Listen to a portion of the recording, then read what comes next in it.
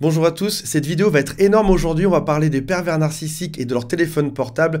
Si vous avez été en présence d'une personne qui est perverse narcissique, vous avez vécu les situations qu'on va voir aujourd'hui. Ce téléphone portable est une arme de manipulation pour eux, je vais tout vous expliquer. Alors, vous avez probablement un téléphone portable, peut-être même que cette vidéo, vous la regardez depuis votre téléphone portable, et ça peut permettre de faire plein de choses qui sont super chouettes sur Terre. On peut être sur les réseaux sociaux, on peut appeler nos amis, envoyer des SMS, on peut aussi aller voir nos comptes bancaires, faire des opérations. Il y a tout un tas d'outils et de jeux qui sont géniaux. Sauf que quelqu'un aime plus son téléphone que toi, devine qui c'est, le pervers narcissique. On va voir pourquoi dans quelques instants. Avant de démarrer, si vous le souhaitez, abonnez-vous à la chaîne. Il y a aussi un quiz qui s'appelle « Est-ce que cette personne est perverse narcissique ou pas ?» Le lien est en dessous. Et si tu veux parler de ton histoire à mon équipe, ils t'attendent au téléphone. Le lien est également en dessous pour prendre rendez-vous. Alors, un téléphone portable, un smartphone, c'est une source d'approvisionnement narcissique constante pour une personne qui est perverse narcissique. Dessus, il va pouvoir trouver une nouvelle cible, une nouvelle proie qui va te remplacer à terme.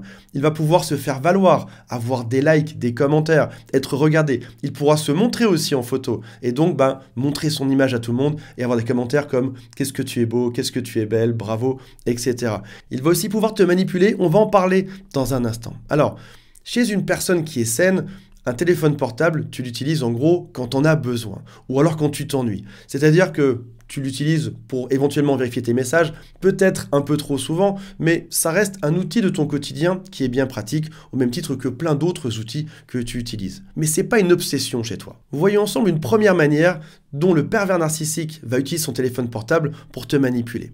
Tu es au restaurant avec ton homme ou ta femme et tout à coup, l'autre n'est plus vraiment avec toi. Il est sur son téléphone portable. Peut-être même que parfois, il fait des petits sourires en lisant des choses.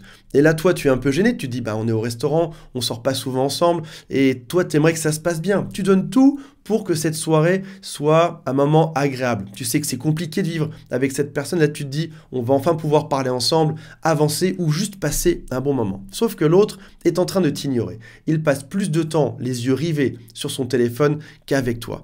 Et c'est quelque part une manière de t'ignorer ou de te faire comprendre que son téléphone ou les gens qui sont sur son téléphone portable sont bien plus importants que ce que toi, tu n'es à ses yeux. Donc c'est d'une part une manière de t'ignorer et d'autre part une manière de te rabaisser. Les téléphones portables, c'est une source de gratification immédiate pour les pervers narcissiques. On sait qu'ils sont à la recherche de ça, d'être toujours admirés, d'être toujours validés. Sur les réseaux sociaux, quels que soient les noms, ils ont des likes en permanence, ils ont des commentaires et ça va leur rappeler en permanence à quel point ils sont beaux, à quel point ils sont intelligents, à quel point ils sont intéressants. Tant qu'ils ont de la batterie, tout se passe bien, ils sont heureux. Ils ont cette arme entre les mains qui va pouvoir faire jouer leur narcissisme gigantesque. Qu'est-ce qui se passe si tu essayes de retirer un téléphone portable à ton pervers narcissique? Ou alors si tu déverrouilles son téléphone portable? Je sais que pour quiconque sur Terre, c'est pas très agréable. C'est mon téléphone, moi si quelqu'un me le prend, je vais dire rends-moi-le ou qu'est-ce que tu fais dessus? Mêle-toi de tes affaires. Sauf que chez eux, ça va être différent. Tu vas avoir des yeux exorbités. En fait, il y a quelque chose qui se passe et qui est très important à comprendre.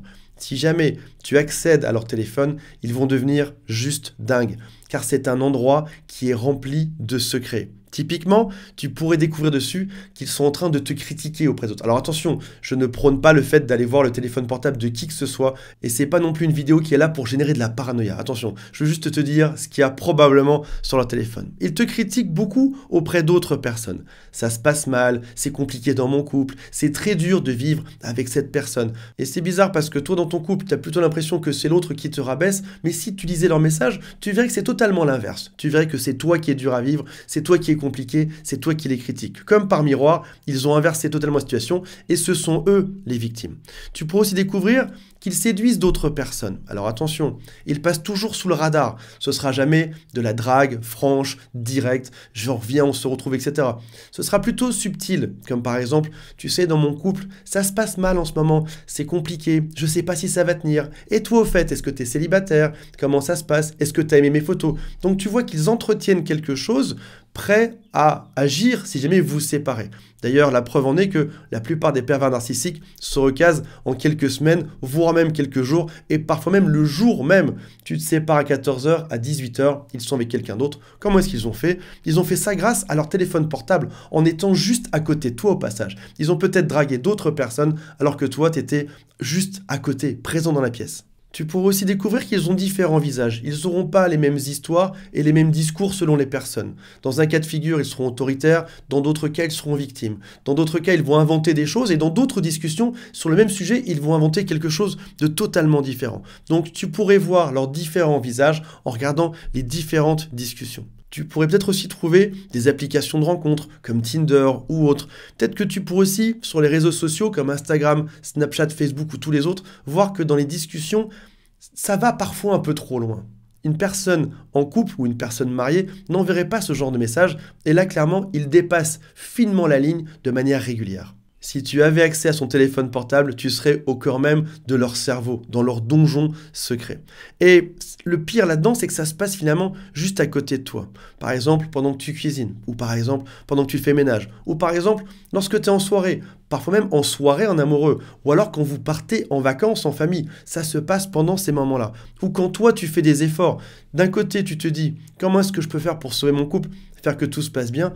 L'autre en face n'en a rien à faire. Ton pervers narcissique est en train de séduire pour avoir de nouveaux dossiers et de nouvelles victimes par la suite. Et c'est non-stop depuis le réveil. Il se réveille le matin, heureux comme un enfant serait heureux le jour de Noël pour savoir quel est le message qu'ils ont reçu d'une personne à qui ils ont parlé la veille. Et parfois, ça peut même déraper. Par exemple, tu as prévu d'aller dîner avec ton pervers narcissique ou ta perverse narcissique, et tout d'un coup, ils doivent aller aider un ami. Un ami, mais c'est qui cet ami précisément? Tu vas aider qui? Oui, c'est une vieille amie, tu la connais pas. Ou même, ils vont te citer le nom d'une personne que tu connais, mais où ils savent que tu n'iras jamais vérifier. Et là, tu peux lui dire, au fait, on est mariés, en principe, on fait pas ce genre de choses, mais non, ils y vont quand même, ils en ont rien à faire. Un pervers narcissique peut aussi avoir plusieurs téléphones. Il en a officiellement un en perso et un pour le boulot. Mais si jamais tu vas regarder sur son téléphone pro, tu découvrirais qu'il n'y a pas que des choses professionnelles qui se passent dessus. Il faut comprendre que le téléphone portable a augmenté le pouvoir des pervers narcissiques et ça a accéléré leurs actions. Tu sais, la phase de love bombing, la phase de lune de miel au début, ça a été très intense, très vite. C'était vite le grand amour, vite on emménage, vite on s'aime et vite beaucoup de promesses. Parce que le pervers narcissique aime la rapidité. Et là, c'est pareil. Grâce au téléphone portable, il va pouvoir vite faire du love bombing, vite te faire une descente aux enfers, vite trouver une nouvelle cible et vite se remettre en couple par la suite. Ce que je te propose aujourd'hui, c'est d'observer quel est le rapport des gens avec leur téléphone portable. Est-ce que lorsque tu es à un dîner de famille, tout le monde est présent et fait de son mieux pour contribuer à la bonne ambiance, ou est-ce que certains d'entre eux n'en ont rien à faire? Est-ce que lorsque tu es à un rendez-vous amoureux, au bout de quelques temps, tu as l'impression que l'autre passe plus de temps sur son téléphone qu'à te parler à toi? Demande-toi si les gens que tu fréquentes sont en contact et en présence avec toi, ou alors s'il s'occupe de quelque chose qui est totalement différent. Je pense que pour ma part, si j'avais observé ce point à l'époque, je ne serais pas resté dans des relations avec des pervers narcissiques. J'aurais mis un holà bien avant. Voilà mes amis, j'ai hâte de lire vos commentaires par rapport à cette vidéo. Je vous rappelle qu'il y a le quiz en dessous et mon équipe qui vous attend si vous souhaitez leur raconter votre histoire de manière anonyme et confidentielle.